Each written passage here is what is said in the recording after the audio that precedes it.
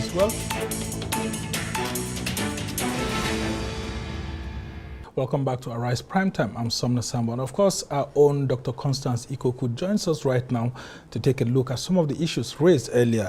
Just very quick one on Edo.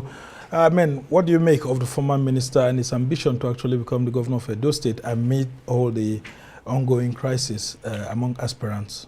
He painted a fair picture of what has transpired, during the sessions where they were trying to reduce the number of the aspirants. 29 is a lot of people a very large number for a governorship election. I think, however, the thing to say is that in every election there has to be a winner and a loser. I think it's important to emphasize that so that the aspirants bear that in mind, that elections, it's not a do or die exercise.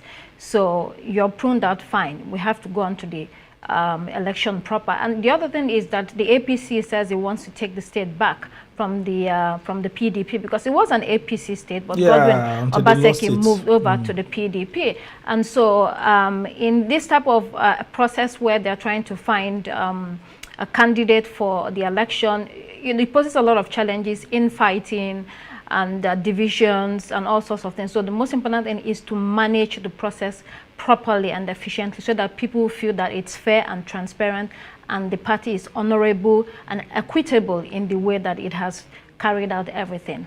And there's an accusation by one of the group, the concerned APC stakeholders in Edo State, saying that, look, they're already seeing someone's hand in the midst of this election process.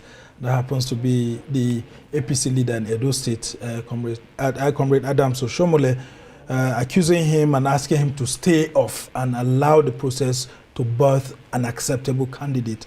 But of course, as the APC senator who's leading, and of course who they have agreed that is the leader of the party in the state, shouldn't he have a say?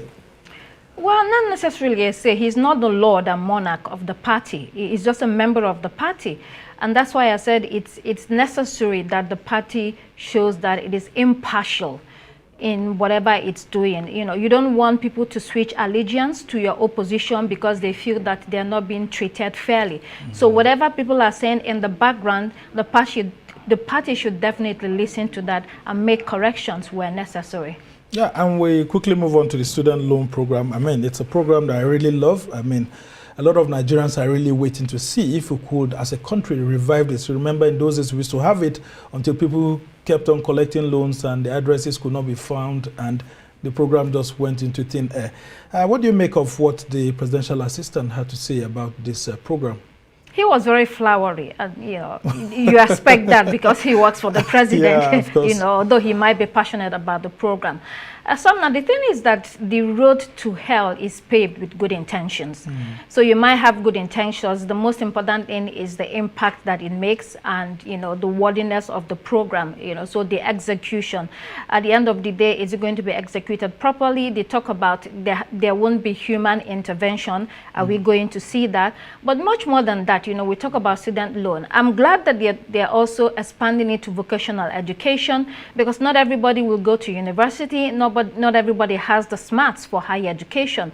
But let's also backtrack and talk about primary and secondary education as well, apart from university, because we have a young population, right? Can the government actually bear such a cost if we go down to the primary it can be state, secondary school not levels? only federal government, the state government should be involved, the local government should be involved. The reason why I bring this up is that the median age in this country is 18. About 70% of our population is under 30, and about 42% is under 15. So you're growing at a rapid rate, and this is the skills and the population that you need in future to power your economy. So this could be a blessing, this could be a curse as well. So if you provide primary education and secondary free of charge, free education, because a lot of people do not even have the money to finish secondary education, not to talk about university education. So if we plug loopholes in terms of wastage of money in the country, if we prune down ministries, departments, agencies, we have too many ministers, we have too many government offices that are duplicating functions, we have so much wastage in the system. Nigeria can provide primary and secondary education free of charge in this country. I think we should make that a priority. It will be good for our nation. It will take us far. All right, and just before I let you go, the primary funding source for this student loan program is actually from education tax. The FIRS has said that, look, this is where we're going to primarily fund it.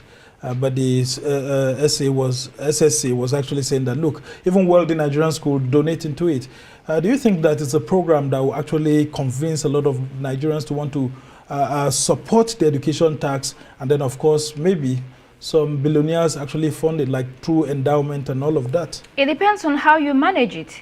You know, bear in mind that you're not even funding your university education adequately, because your government that pilfers resources all over the country. So if people see that you're not managing the resources very well, why would they want to, you know, endow a fund in the university? You know, when you go to most of the universities, they're almost places that lack, you know, brilliance and excellence because they lack funding. So we have to be innovative and accountable in the way that we run government programs, government functions, and do them properly. So I think it's a good thing all over the world. Private individuals, you know, they have graduated from schools, go there, endow a fund and give back. You know, it's something that can be done, but if you're not accountable for the resources that you have been given, there's no way anybody wants to bring in their money. All right, Dr. Constance Ikokwu, thank you so much. And of course, the issues of education tax have always been controversial. Let's hope that when these monies are eventually made available to the Student Loan Board, it will be used adequately. Well, that's how it's been for this edition of Arise Primetime. Do join us again tomorrow.